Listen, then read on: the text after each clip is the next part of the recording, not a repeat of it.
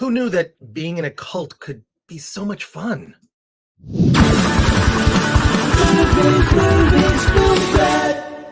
Welcome to the Film Threat Podcast. I am Chris Gore. I am delighted to talk to you today with the creator of the Cultists. Film Threat is a channel that supports independent creators, independent filmmakers. We talk a lot about indie film. We're going to be doing that today with our guest. Share, like, subscribe, as the kids say. Now, our guest is Heath Robinson. He is here. His show is the Cultists. And if I could describe to my audience real quick, it's an office style comedy about a bunch of crazy people in a cult, and you kind of wonder how serious they may or may not be. Heath, where did this come from? Where did this concept come from?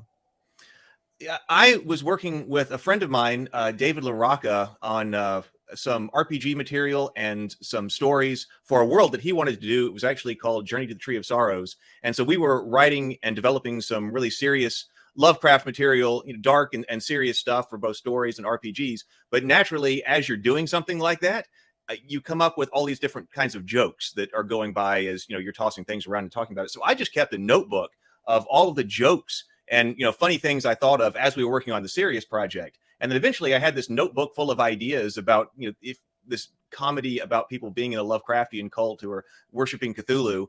And so I just sat in a bar and I started writing the scripts for what would this be like if it were a web series.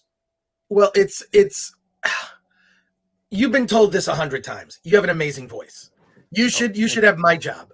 Like, oh my God. Like do you do radio and voiceover and stuff like that? Like, I have never done that. A long time ago, I thought about doing radio. It was something I was interested in, but it's never something that developed. No. Well, I will say that the humor is very inspired by The Office in terms of the style and whatnot. So you chose like a really good platform. I've always loved that. Like, I don't think that, like, to me, modern comedy, you can't do a traditional sitcom with a laugh track. I feel it's so phony. I feel The Office kind of changed the game of, like, you can't do comedy like that anymore. That era is over. That, like, traditional comedy on a cheap looking set. And so I think having you fully embrace this Office style comedy, it really works. How did you put together? I know that you're in Alabama. How did you put together the actors and the creative team to be able to put this together?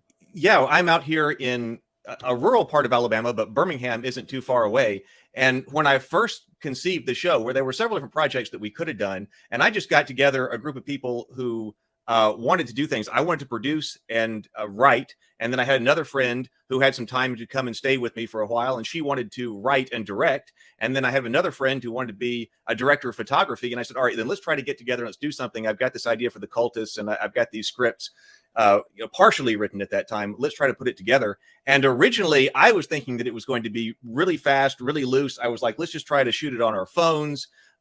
Basically all of the cast is going to be our friends.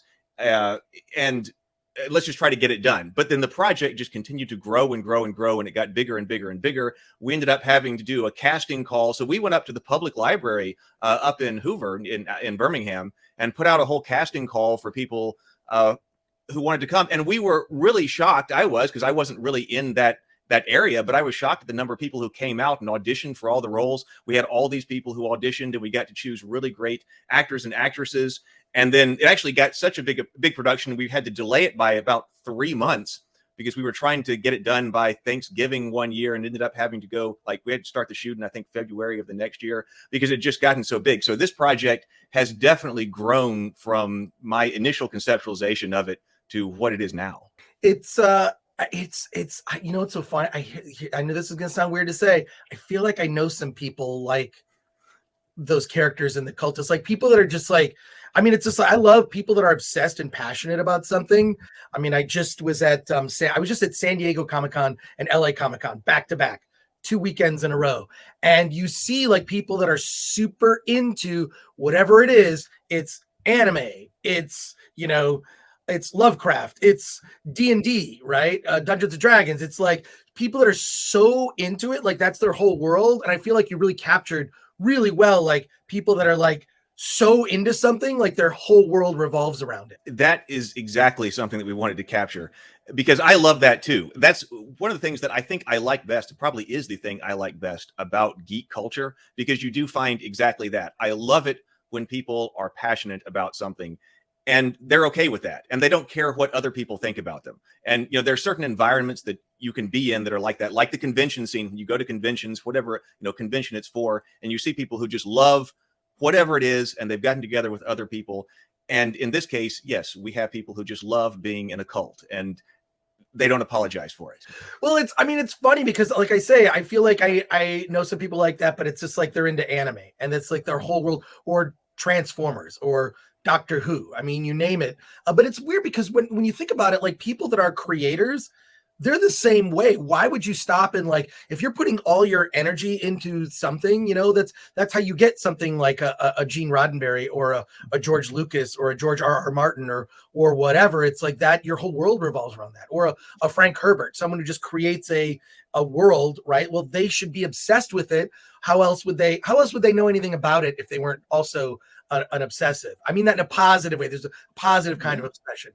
I completely agree. I sort of grew up in an environment where that was discouraged, obsessions. But I completely agree with you there that, if you're going to be doing something like that, obsession with whatever it is you're doing is a good thing. And of course, I went through a phase as you're transitioning from, going to college, and then I went to graduate school, and then you go into the workforce and things like that. And you go through this phase where you think, I have to give up a lot of those things that I like. And of course, you do that for a while. And then I was like, no, you know what? I'm not doing that. I'm going to focus on the things that I really like, and it leads to a much more enjoyable life. First of all, I 100% agree with you on that. Like, I've never had like just one job. I've always had like a job and a passion project.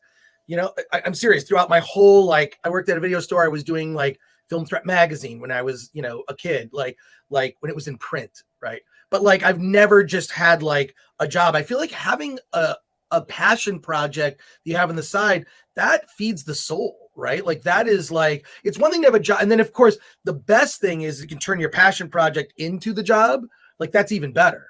I mean, if you're fortunate enough to do that. But oddly, even like Film Thread is kind of like my job. And then I also have like side movie projects and whatnot. So it's about reaching that balance. It's true. There is a cost to that.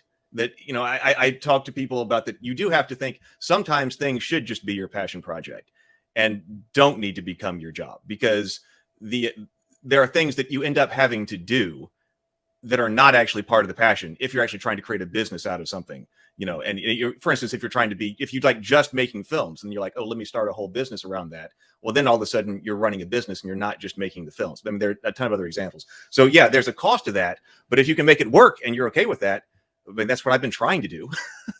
Well, it's also like, my philosophy on that is that filmmaking is a team sport. You mentioned all the people that you gathered together, cast, and made this thing. Filmmaking is a team sport. I know that like the director gets a lot of the credit, and rightly so. Having said that, writers, producers, like it's definitely a team sport. At least that's what I've learned with the films that I've made. So I want to let people know also that The Cultists is out and available. And if you're watching this on YouTube, there is a link in the description, so you'll be able to check it out and go directly there to see it. Season 1 is all on YouTube. So if you click on the YouTube link, you can go and watch. We've got a whole mashup on that channel for the entire first season of The Cultists. The first season is only an hour long. They're 10 episodes. Each one's about 6 minutes long. So the entire first season is on YouTube. There's also behind the scenes material on YouTube and all the trailers and stuff like that. So check out the YouTube channel. I'm curious what the fan reaction has been to The Cultists, because I could actually see some people possibly being offended, although it's not hard to offend people these days with anything. But I could see some people getting like a little bent out of shape over some aspects of it. Has that happened? Anything like that? The fan reaction on YouTube and the comments I've been thrilled with. So the people who are watching it there have not been offended in any way. Now, as far as, or at least continue to watch it. I guess if you're offended, you stop. But I hadn't really seen people commenting, saying I'm offended. But of course, now being here in rural Alabama, in the middle of the Bible Belt, where we're doing this show about being in a cult and all of that, people walking around in black robes, that has been a little bit of an issue. Not a big issue, a big issue, but a little bit of an issue. Like when we were trying to find sets for Mike's house, all the things we're doing for the first time, being independent filmmakers and you think, oh, we'll just have a let me go find a house in one of my friends' houses. Some people did not want something like the Cultists. They didn't understand. This is a comedy that this is, but okay, it's this show about people being in a cult. They do not want that near their house. So we ended up having to finally finding somebody who would let that happen. The pizza person who delivered to the park, I didn't think understood what was going on. I think he actually thought there was a cult out there. And that's what I thought. Like, when you're not like, I mean, to me, where I live in Pasadena, they're always shooting some, SVU show. There are trailers and trucks at the park in Old Town Pasadena. It's just sort of like, people are making a movie. But when you're in rural, like Alabama, I'm sure that making a movie is not necessarily an everyday thing. No, it's not. And we were shooting in this park, especially out here in the rural part of Alabama, where the city hall isn't all that far away. And we found out that they were talking about us because we were out in their park. And I think eventually people from the city came out and they were actually very, very nice and like really wanted. I think they came out and painted all of the furniture in the park during our shooting because they're like, there are people out there shooting. Maybe we should repaint the furniture and make the place look nicer, like all the picnic tables and things like that. So they may have even done that because they were like, as soon as you have the boom microphone, you can be shooting, but as soon as you bring out the boom microphone, people really think there's something going on. And so they thought there was something going on, but just leave them alone with the black robes and things, even though they came and repainted all of the furniture while we were doing season 2, which was actually a problem. We showed up on set one day and all of the picnic tables under the pavilion were gone.